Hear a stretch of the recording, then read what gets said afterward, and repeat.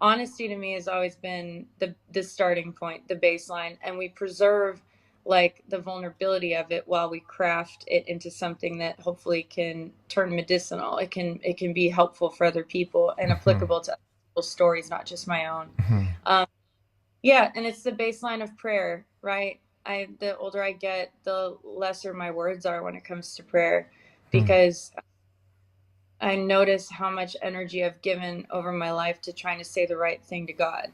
Hmm. And the idea of God, right? This idea in my head about God will determine how I approach that idea of God.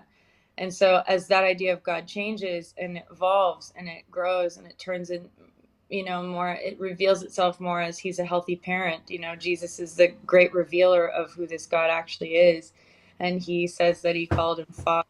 Like there's, as that gets revealed, there's a lot less rhetoric involved and a lot less religious Hmm. mental traffic for me that I used to Hmm. navigate. I would try to like approach this being. And Hmm. there's a book that helped me by Anne Lamott. I adore Anne Lamott, and it's Tell called me. Help, Thanks, Wow. Oh, And she wow. basically, she says every single prayer that she has ever prayed, whether it's lots of words or no words, can all be summed up into those three words: help, thanks, Hmm. and wow. Hmm. And we're into the spaciousness and the energy of turning our whole beings towards God, which is what Henry Nouwen talks about in his book, The Way of the Heart. He talks about how, in our Western society, talking about the heart has become kind of the seat of the emotions. But in our scripture, in our orthodoxy, when the word heart was discussed, it meant turning all of your energy and all of your faculty towards God. So all of your Hmm. mental energy, emotional, psychological, spiritual, physical. Um, it meant moving all of those parts towards God in order to be reintegrated. And Hmm. so the prayers that I end up praying now feel like very simple. There's a prayer my friend told me about the other day that I loved that I'm putting into practice, which is every morning he wakes up and he brings himself before God and he gives God both his desire for good and his desire for evil. Hmm. And it cuts off at the pass and it keeps a conversation open during the day. Hmm. And it allows him to offload and admit, both those things live within me. Both those Hmm. longings get distorted if under the wrong influence. So I want to be influenced by the goodness of God, right? Because the longings are pure. But when we bring our when we sequester ourselves away, when we isolate ourselves with our longings, that's when there's an option for deception, which then leads to distortion, which Hmm. leads to disordered desires. I'm basically paraphrasing John Mark Hmm. Comer about he Hmm. talks about, I think his book is called Live No Lies, and it's incredible. But Hmm. basically, to bring it back to honesty, I think like Yeah. honesty for expression's sake, which is good, that needs to happen in really important safe spaces like a greenhouse where you can grow and be tended to. And then Hmm. there's greater honesty, which is about sharing a story when it's the right time in hopes that it would serve someone else's story. The point is not Hmm. just that my story be heard in the public arena, because it actually has been heard in the private sector now. I feel tended to, I feel loved, I feel companioned, I feel parented. So Hmm. when I share in honesty in the public space, I'm not looking for people at that point then to validate it, because it has Hmm. been validated. So then Hmm. it can scatter and it can become like medicinal seeds to people. You Hmm. know, we all know what that feels like to be in the Hmm. presence of someone who has done their work and has been to their own therapy and has gone through their own dark night of the soul and comes out the other side and has been witnessed in such a degree that they feel so complete and so loved. And when they actually offer their story to the world, it's not them trying to heal themselves through the approval Hmm. of other people at that point. It's Hmm. actually being able to share something Hmm. and invite people into their own process, their own journey, their own healing, Hmm. if that makes I sense. So just feel yeah, like so there's much of lots of what you're saying could be applied to all worship leaders, like, because we want to get on the stage and we want to be honest and authentic, but you're bringing like a new perspective on this, that it's not to sort of reveal some personal thing that is about my story in particular, even as a worship leader, even if I'm singing your song or someone else's song, Mhm. but finding a way to still convey that authentic confidence and rest, and yet not, falseness or pretense or something like Yeah. that. Yeah. I think I'm passionate about healing the cognitive dissonance because that's what has been part of my healing journey is this Hmm. idea that I have to say everything to God in front of other people in order to feel honest, Hmm. and sing certain songs that we don't fully believe. Hmm. And to me, there's some sort of alternative path within that. And I think I just got thrown into the practice of it really, but it's the psalmist practice where, I mean, we get to read his journal entries, so we get to see how scathing his review actually was of Hmm. God's world and his enemies and Hmm. his ideas. And then at the end of it, he would bring his soul back around. He would, because he'd been honest, he could bring his soul back around. That is the only way to actually bring your soul back around is to understand it and look at the areas in which it's hurting and which it's in pain and in trauma, to then be able to gather up your soul like a parent, like a healthy parent, and go, okay, we're going to center ourselves. We're going to take all of this. We're going to include all of this. And we're going to take it all into the goodness of God together. Hmm. We're not leaving Hmm. it behind. We're actually bringing it all to Him because He's the one Hmm. who can heal.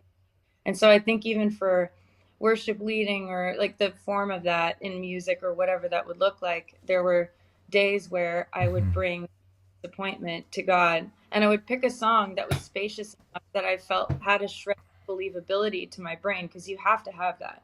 I'm like, okay, so maybe I can't sing about all the, promises coming true because it doesn't feel like that right now. But can I sing Great Are You, Lord? Yes. Because Hmm. that song It's centers true. and anchors us in a spacious reality. That's, again, words are few, it's so simple. It's a song that has sustained me for the better part of 10, 15 years. I'm not sure when Yeah. it came out, literally since it came out. And I Yeah. never get to sing that because it holds all of my energy and all of my stories. They're Hmm. all tucked in every time I sing it. So I've sung it with like, I make a commitment right before I go on stage to be honest in my energy towards God. That doesn't mean that I have to explain it to people. It means that I bring it with me, Hmm. you know. And I'll never forget when I was starting to move through stages of grief. There was one time where I was so fatigued in basically realizing that the only thing that I felt like I could keep bringing to God was my disappointment in Him. Hmm. Disappointment in myself and in life and how everything was shaking down, everything was turning Yeah. out, and bringing that honesty internally, right? This is all an internal dialogue too. Once we Yeah. figure that, like, it's not saying something out loud doesn't make it more true. There's a Hmm. different part of that we need. That's a whole other flip side of the coin. That is an essential part of healing. But there's an inner dialogue of a quick decision that can be made that looks like me going, I hate this. I hate that what I'm bringing you is actually how disappointed I am in you. Hmm. And I'm going to sing a song in spite of it because I Hmm. think it might be true regardless of what I believe now. But I'm mad. And Hmm. hearing the dialogue, hearing the otherly thought, because we're in this conversation with the divine, right? We're in this communion with God.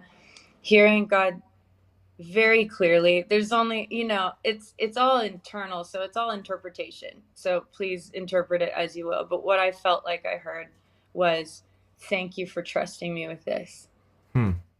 That's what Thank the you for Lord trusting was saying to you. me. Yeah. Thank you for trusting me with your disappointment. It's Hmm. precious to me. Hmm. It's precious to me. It's Hmm. valuable to me. It's treasure to me. What you Hmm. think is lesser than is not lesser than. It's the fact that you're here and you trust Hmm. me. That's amazing. Hmm. Let's go." And I just realized, I was like, that keeps the line open. Like anything to keep the line open. I think we're on the cusp. I think we've always been on the cusp, and Jesus revealed all this, that this God that Jesus introduces us to is an unoffendable God. It's the God that you can beat your fist into Hmm. his chest. He's gonna absorb the blows. Why? Because he did. Because that's what Jesus did already on the cross. That's the view that we have of God, is this spaciousness and this inclusivity and this radical rooted person who is anxious for nothing. And so experiencing that kind of God, that kind of um, spaciousness and that kind of warmth and that kind of belonging. I mean, that has healing properties to it, right? Without trying, that Mm-hmm. has healing. It has a medicinal quality. Mm-hmm. Anyways, I'm way off topic at this point, but I think the cognitive dissonance part for me, I'm really passionate about, because I Mm-hmm. think sometimes we have to believe everything about God, or we're not allowed to be here. That's not true. None of us know what we're talking about half the time when it comes to God. We're all just Yeah, trying to follow the way of truly. Jesus. There's a lot that we don't know most things. Can we admit that? Let's start Yeah. there. Let's start with the humility of that, right? So take the pressure off if you have to know everything theologically that there is to know about God, because first of all, you won't. That's what eternity is for.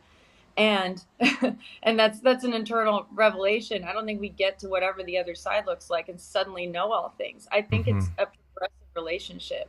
Like the Mm-hmm. tree of the knowledge of good and evil, that's a whole other conversation. But in church yesterday, we were talking about like how God, this is me just thinking out loud, Yeah. that perhaps God wasn't hiding things from people. He was hiding things for the development of the human heart, that as the human heart grew in capacity with relationship with him, that things would be revealed over time. Mm-hmm. And the enemy always likes shortcuts. That's what the talk yesterday was about. It was so profound. He was like, the enemy actually, he has you question the motivation of God first.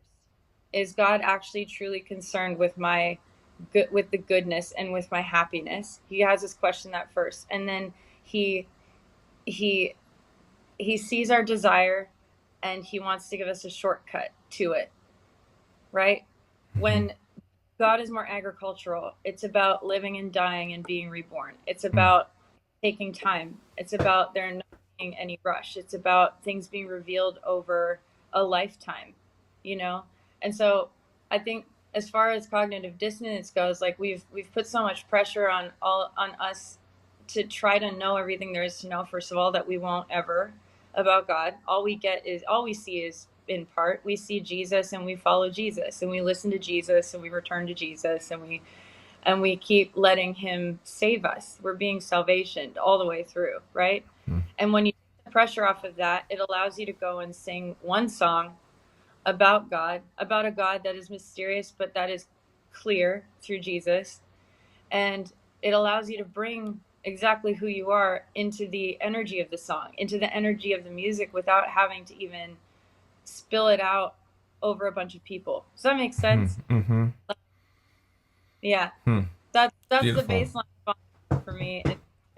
I know that was a very long answer, but it's a good question to think about, Well, because Amanda, I feel like if I just ask you the right question, you just get you get all swelled up with so many thoughts, and I can hear the the liter the literism coming through the way you speak. It's almost like you speak in a song. You've got alliteration and rhythm, and there's songs that could come out of just this conversation. So it's so beautiful. I do